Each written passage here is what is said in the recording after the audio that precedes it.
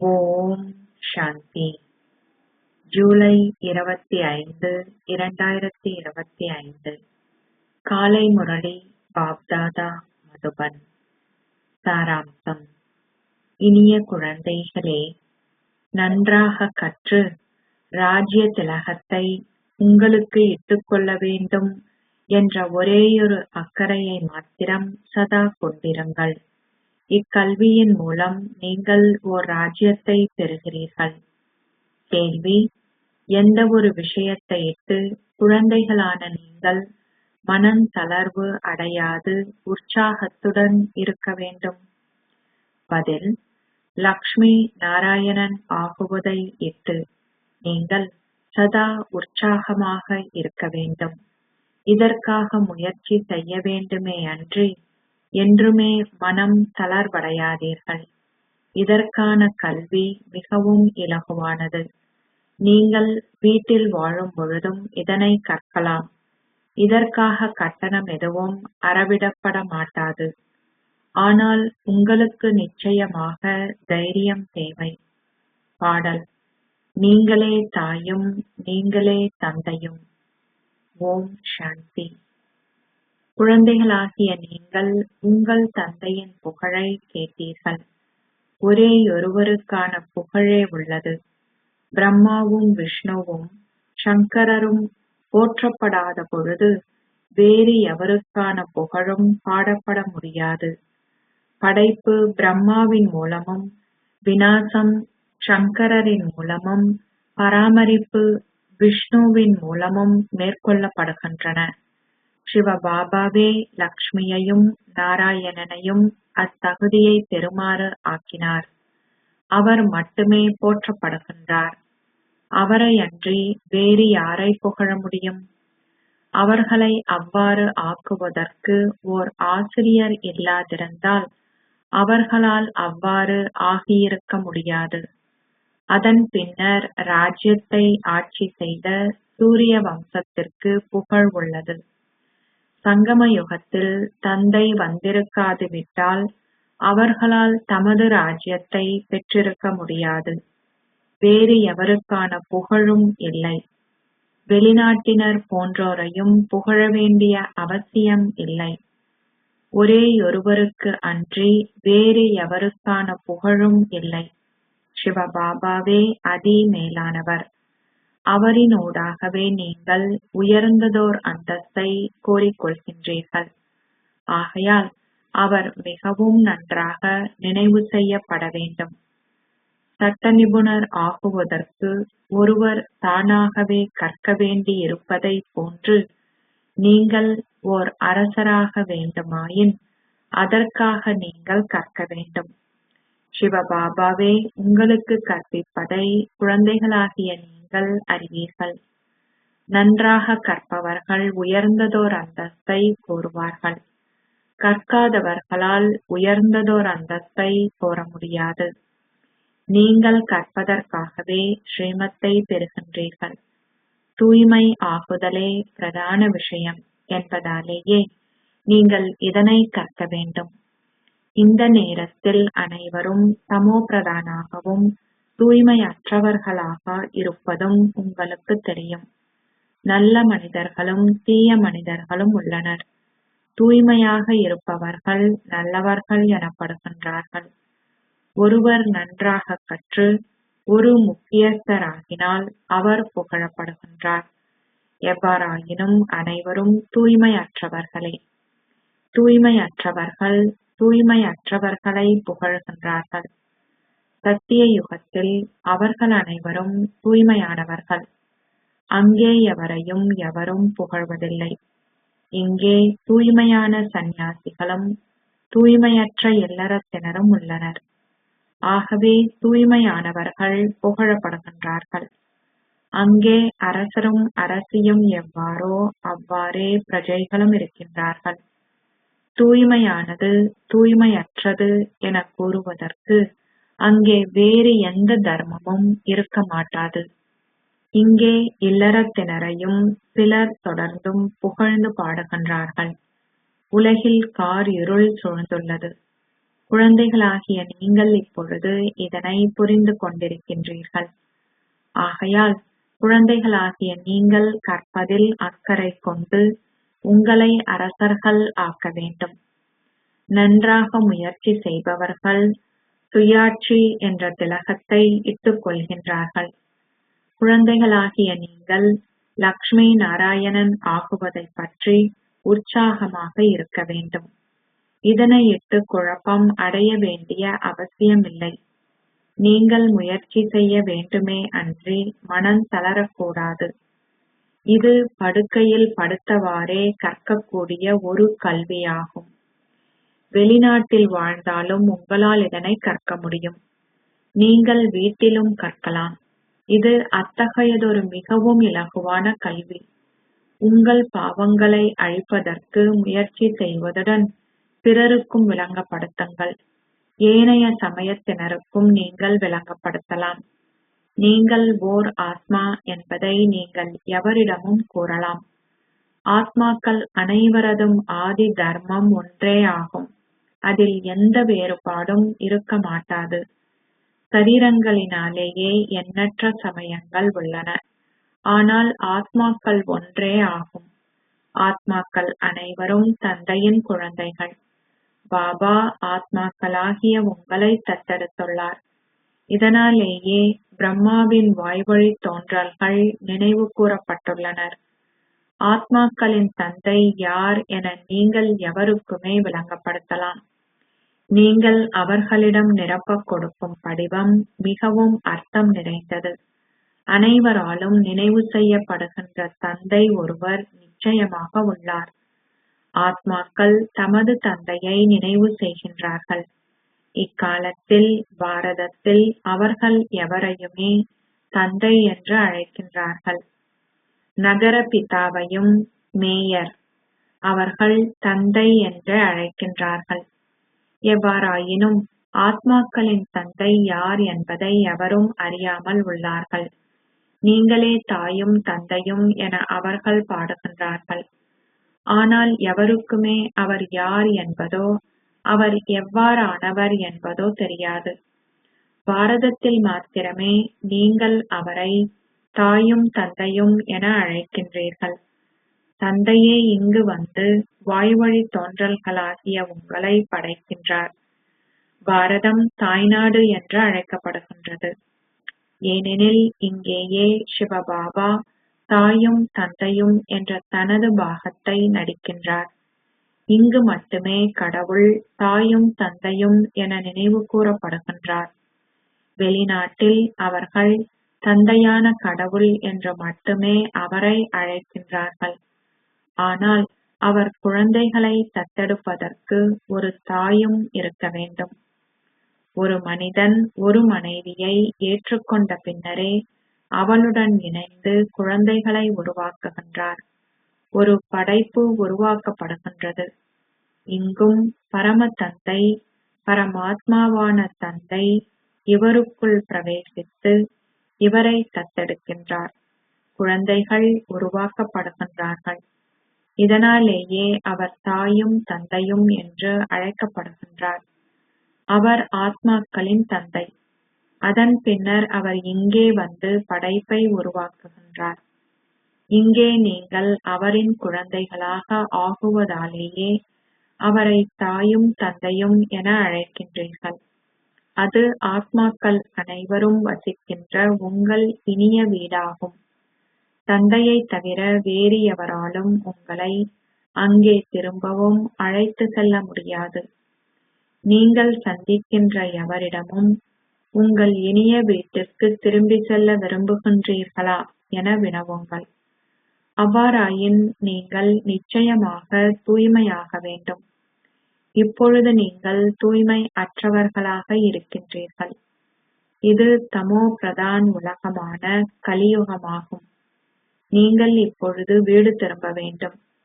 கலியுக ஆத்மாக்களினால் வீடு திரும்ப முடியாது. ஆத்மாக்கள் இனிய வீட்டில் வாழும் பொழுது தூய்மையாகவே இருக்கின்றார்கள். தந்தை இப்பொழுது விளங்கப்படுத்துகின்றார். தந்தையை நினைவு செய்வதனால் மாத்திரமே உங்கள் பாவங்கள் அழிக்கப்பட முடியும். சரீரதாரிகளை நினைவு செய்யாதீர்கள். நீங்கள் எந்தளவிற்கு அதிகமாக தந்தையை நினைவு செய்கின்றீர்களோ அந்தளவிற்கு அதிகமாக நீங்கள் தூய்மையாகி வரிசை கிரமமாக ஓர் அந்தஸ்தையும் கோருவீர்கள். லக்ஷ்மி நாராயணனின் படத்தை எவருக்குமே மிகவும் இலகுவாக விளங்கப்படுத்தலாம். பாரதத்தில் அவர்களின் ஆட்சியே நிலவியது. அவர்கள் தங்களுடைய ராஜ்யத்தை ஆட்சி செய்த பொழுது உலகில் அமைதி நிலவியது. தந்தையால் மாத்திரமே உலகில் அமைதியை ஏற்படுத்த முடியும். அதனை செய்வதற்கான சக்தி வேறு எவரிடமும் இல்லை. தந்தை புதிய உலகிற்காக இப்பொழுது எங்களுக்கு ராஜயோகம் கற்பிக்கின்றார். நாங்கள் எவ்வாறு அரசர்களுக்கு எல்லாம் அரசர்கள் ஆக முடியும் என அவர் உங்களுக்கு கூறுகின்றார். தந்தை மாத்திரமே ஞானம் நிறைந்தவர். ஆனால் அவரிடம் என்ன ஞானம் உள்ளது என்பதை எவருமே அறியாதுள்ளார்கள். எல்லையற்ற தந்தை மாத்திரமே உலகின் ஆரம்பம், மத்தி, இறுதியின் வரலாற்றையும் புவியியலையும் உங்களுக்கு கூறுகின்றார். கடவுளை சர்வ வியாபி என மனிதர்கள் சில வேளைகளில் கூறுகின்றனர். சில வேளைகளில் அனைவருக்கு உள்ளும் என்ன உள்ளது என்பது அவருக்கு தெரியும் என்றும் அவர்கள் கூறுகின்றார்கள். அவ்வாறாயின் அவர்கள் தம்மை கடவுள் என்று அழைக்கக்கூடாது. தந்தை இங்கே அமர்ந்திருந்து இவ்விஷயங்கள் அனைத்தையும் விளங்கப்படுத்துகின்றார். இவ்விஷயங்கள் அனைத்தையும் மிகவும் நன்றாக கிரகித்து முகமலர்ச்சியுடன் இருங்கள். லக்ஷ்மி நாராயணனின் படங்கள் எப்பொழுதும் அவர்கள் முகமலர்ச்சியுடனேயே இருப்பதாக சித்தரிக்கப்பட்டுள்ளன. பாடசாலையிலும் உயர்ந்த வகுப்புகளுக்கு கற்க செல்லும் மாணவர்கள் மிகவும் முகமலர்ச்சியுடனே இருக்கின்றார்கள். ஏனையோரும் அவர்கள் மிகவும் பிரதானமான பரீட்சையில் சித்தியடைய உள்ளார்கள் என்பதை புரிந்து கொள்வார்கள். இதுவும் மிகவும் மேன்மையானதொரு கல்வியாகும். இங்கே கட்டணம் போன்ற எதற்கான அவசியமும் இல்லை. தைரியம் மாத்திரமே தேவை. உங்களை ஆத்மாவென கருதி தந்தையை நினைவு செய்யுங்கள். இதிலேயே மாயை தடைகளை ஏற்படுத்துகின்றாள். தந்தை கூறுகின்றார், தூய்மையாகுங்கள். சிலர் தந்தைக்கு இதற்கான சத்தியத்தை செய்த பொழுதிலும் பின்னர் தமது முகங்களை அவலட்சணம் ஆக்கிக் கொள்கின்றார்கள். மாயை மிகவும் சக்தி வாய்ந்தவள். அவர்கள் சித்தி அடையாத பொழுது அவர்களின் பெயர்கள் நினைவு கூறப்படுவதில்லை. பிறரை பொறுத்தவரை இன்னார் ஆரம்பம் முதல் தொடர்ந்தும் மிகவும் நன்றாக முன்னேறுகின்றார்கள் என்று கூறப்படும். அவர்கள் போற்றப்படுகின்றார்கள். தந்தை கூறுகின்றார், உங்களுக்காக நீங்கள் முயற்சி செய்து ஓர் ராஜ்யத்தை கோருங்கள். இக்கல்வியின் மூலம் நீங்கள் உயர்ந்ததோர் அந்தஸ்தை கோர வேண்டும். இது ராஜயோகமே அன்றி பிரஜாயோகம், பிரஜைகள் ஆகுகின்ற யோகம் அல்ல. எவ்வாறாயினும் பிரஜைகளும் உருவாக்கப்பட வேண்டும். சிலரது முகங்களில் இருந்தும் அவர்கள் செய்கின்ற சேவையிலிருந்தும் அவர்கள் எதற்கு தகுதியானவர்கள் என்பதை உங்களால் கூற முடியும். ஒரு மாணவன் வீட்டில் நடந்து கொள்வதைக் கொண்டு அவன் முதற் தரத்திலா அல்லது மூன்றாம் தரத்திலா சித்தி எய்துவான் என்று உங்களால் புரிந்து கொள்ள முடியும். இங்கும் அவ்வாறே நிகழ்கின்றது. இறுதியில் பரீட்சைகள் முடியும் பொழுது நீங்கள் அனைத்திற்கான காட்சிகளையும் காண்பீர்கள். ஒரு காட்சி கிடைப்பதற்கு அதிக காலம் எடுக்க மாட்டாது. அப்பொழுது நீங்கள் சித்தி அடையாமல் விட்டதையிட்டு வெட்கப்படுவீர்கள். சித்தி அடையாதவர்களை யார் விரும்புவார்கள்? மக்கள் திரைப்படங்கள் பார்க்கும் பொழுது மிகவும் மகிழ்ச்சி அடைகின்றார்கள். ஆனால் தந்தை கூறுகின்றார், திரைப்படங்களே உங்களை அழுக்கானவர்கள் ஆக்குவதில் முதல் இலக்கத்தை பெறுகின்றன. பொதுவாக திரைப்படங்கள் பார்க்க செல்பவர்கள் தோல்வி அடைந்து வீழ்ந்து விடுகிறார்கள். ஒரு திரைப்படம் பார்க்காமல் உறக்கத்திற்கு செல்ல முடியாத சில பெண்களும் உள்ளனர். திரைப்படம் பார்க்கின்றவர்கள் நிச்சயமாக தூய்மையற்றவர்கள் ஆகுவதற்கான முயற்சியையே செய்வார்கள்.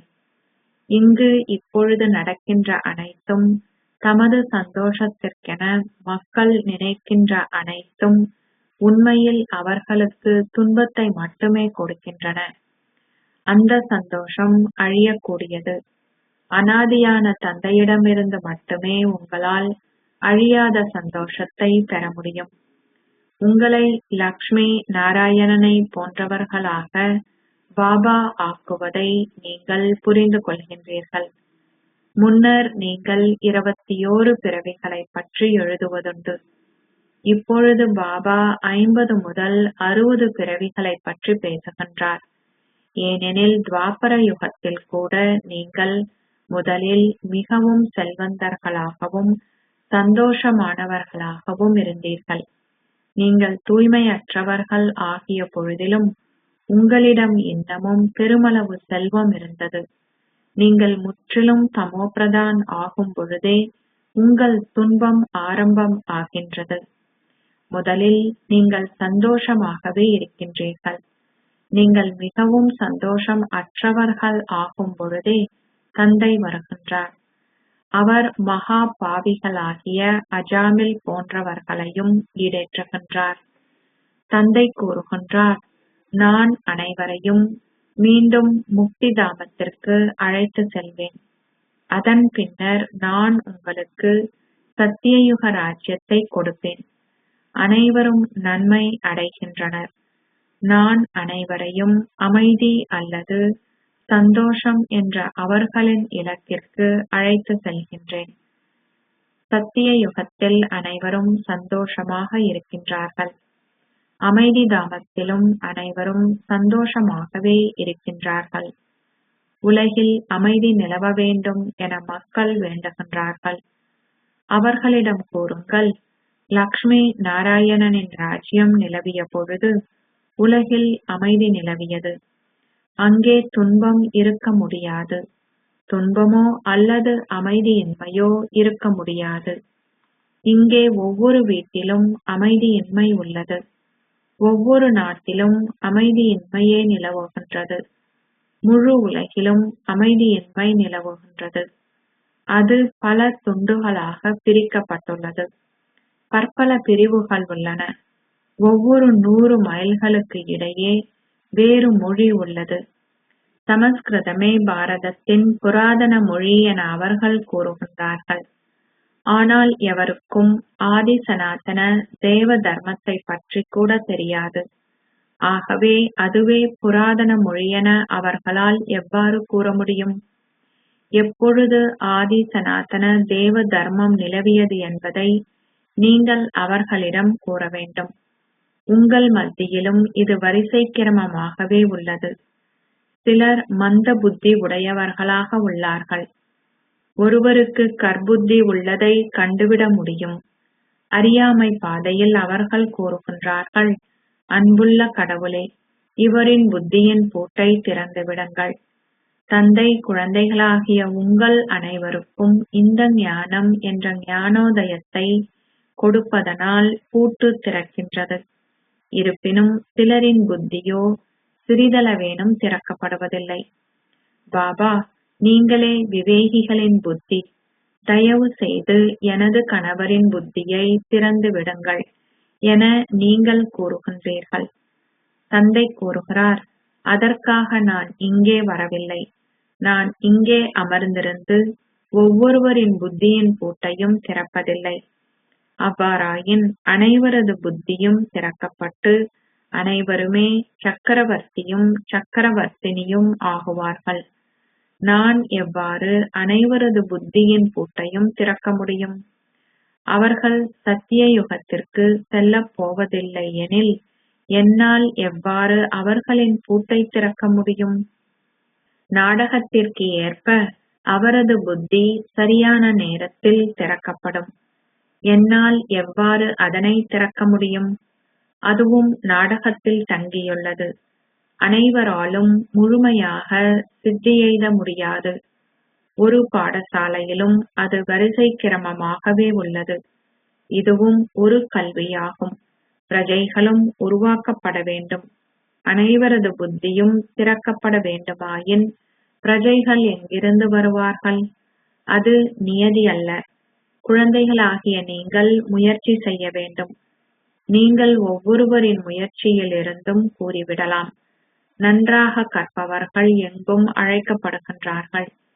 யார் நன்றாக சேவை செய்கின்றார்கள் என்பதை பாபா அறிவார். குழந்தைகளாகிய நீங்கள் மிகவும் நன்றாக கற்க வேண்டும். நீங்கள் நன்றாக கற்ற பின்னர் நான் உங்களை வீட்டிற்கு அழைத்து சென்று உங்களை சொர்க்கத்திற்கு அனுப்புகிறேன். இல்லாவிட்டால் தண்டனை கடுமையாக இருப்பதுடன் அந்தஸ்தும் அழிக்கப்பட்டுவிடும். ஒரு மாணவர் தனது ஆசிரியரின் பெயரை பெருமைப்படுத்த வேண்டும். நீங்கள் சத்திய யுகத்தில் இருந்த பொழுது தெய்வீக புத்தியை கொண்டிருந்தீர்கள். இப்பொழுது இது கலியுகம் என்பதால் எவ்வாறு எவரேனும் சத்தியயுக புத்தியை கொண்டிருக்க முடியும்? ஒரேயொரு ராஜ்யமும் ஒரேயொரு தர்மமும் இருந்த பொழுது உலகில் அமைதி நிலவியது. பாரதத்தில் அவர்களின் ராஜ்யம் இருந்த பொழுது உலகில் அமைதி நிலவியது என்று நீங்கள் பத்திரிகைகளிலும் பிரசுரிக்கலாம். இறுதியில் அனைவரும் நிச்சயமாக இதனை புரிந்து கொள்வார்கள். குழந்தைகளாகிய உங்கள் பெயர்கள் போற்றப்படும். மக்கள் ஏனைய கல்விகளில் பல புத்தகங்கள் போன்றவற்றை கற்கின்றார்கள். இங்கே உங்களுக்கு அது போன்ற எதுவும் இல்லை. இக்கல்வி மிக இலகுவானது. ஆனால் நல்ல மகாரத்திகளுமே நினைவு செய்வதில் சித்தி எய்துவதில்லை. நினைவு சக்தி இல்லாத பொழுது இந்த ஞானவால் வேலை செய்ய மாட்டாது. நீங்கள் பெருமளவு நினைவு செய்தால் மட்டுமே அந்த சக்தி இருக்க முடியும். ஒருவர் பந்தனத்தில் இருந்தாலும் அவர் தொடர்ந்தும் பாபாவை நினைவு செய்தால் அதில் பெருமளவு நன்மை ஏற்படும். சிலர் பாபாவை என்றுமே சந்திக்காமல் இருந்த பொழுதிலும் பாபாவின் நினைவில் தங்கள் சரீரங்களை நீங்கி செல்கின்றார்கள். ஆகையால் அவர்கள் அதிகளவு பாபாவை நினைவு செய்ததால் மிகவும் உயர்ந்த அந்தஸ்தை கோருகின்றார்கள். அவர்கள் தந்தையின் நினைவில் அன்பு கண்ணீர் சிந்துகின்றார்கள். அக்கண்ணீர் முத்துக்கள் ஆகுகின்றன. அச்சா, இனிமையிலும் இனிமையான அன்புக்குரிய எப்போதோ தொலைந்து இப்போது கண்டுபிடிக்கப்பட்டிருக்கும் குழந்தைகளுக்கு உங்கள் தாய் தந்தையாக இருக்கும் பாப் தாதாவின் அன்பும் நினைவுகளும் காலை வந்தனங்களும். ஆன்மீக தந்தை ஆன்மீக குழந்தைகளுக்கு நமஸ்தே சொல்கிறார். ஆன்மீக குழந்தைகள் ஆன்மீக தந்தைக்கு நமஸ்தே சொல்கின்றனர். தாரணைக்கான சாராம்சம். 1. நீங்கள் உயர்ந்ததோர் அந்தஸ்தை கோருவதற்கு உங்களில் முயற்சியை செய்யுங்கள். இக்கல்வியை கற்று ராஜ்ய திலகத்தை உங்களுக்கு இட வேண்டும். இந்த ஞானத்தை மிக நன்றாக கிரகித்து சதா முகமலர்ச்சியாக இருங்கள். 2. நினைவு சக்தியின் மூலம் இந்த ஞான வாளை நிரப்பிக் கொள்ளுங்கள். நினைவு மூலம் சகல பந்தனங்களையும் துண்டித்து விடுங்கள்.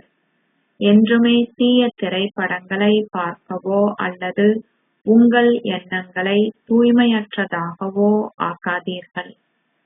ஆசீர்வாதம்.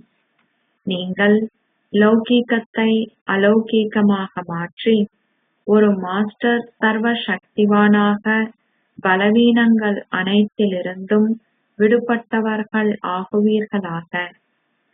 மாஸ்டர் சர்வ சக்திவான்களாகவும் ஞானம் நிறைந்த ஆத்மாக்களாகவும் உள்ளவர்கள் என்றுமே எந்த பலவீனங்களினதும் அல்லது பிரச்சனைகளினதும் ஆதிக்கத்திற்கு உட்பட மாட்டார்கள்.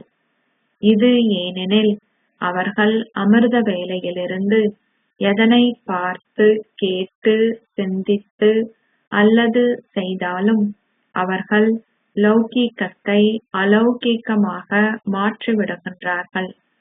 உங்கள் லௌகீக குடும்பத்திற்கான உங்களின் பொறுப்புகளை நிறைவேற்றும் பொழுதும் அதன் பொருட்டு உங்கள் விழிப்புணர்வில் உங்கள் அலௌகிக பணி எப்பொழுதும் இருந்தால், நீங்கள் மாயையின் எவ்வகையான விகாரத்தினாலோ அல்லது என் நபருடனான தொடர்பில் இருப்பதாலோ அவற்றின் ஆதிக்கத்திற்கு உட்படமாட்டீர்கள். தமோகுணி அதிர்வலைகளின் மத்தியில் இருக்கும் பொழுதும் நீங்கள் அதிலிருந்து விலகியிருப்பீர்கள். ஸ்லோகம்: அனைவரையும் திருப்தி ஆக்குங்கள். நீங்கள் இயல்பாகவே உங்கள் முயற்சிகளில் உயரப் பாய்வீர்கள். அவ்யக்த சமிக்கை: எண்ணங்களின் சக்தியை சேமித்து மேன்மையான சேவைக்கு கருவியாகுங்கள்.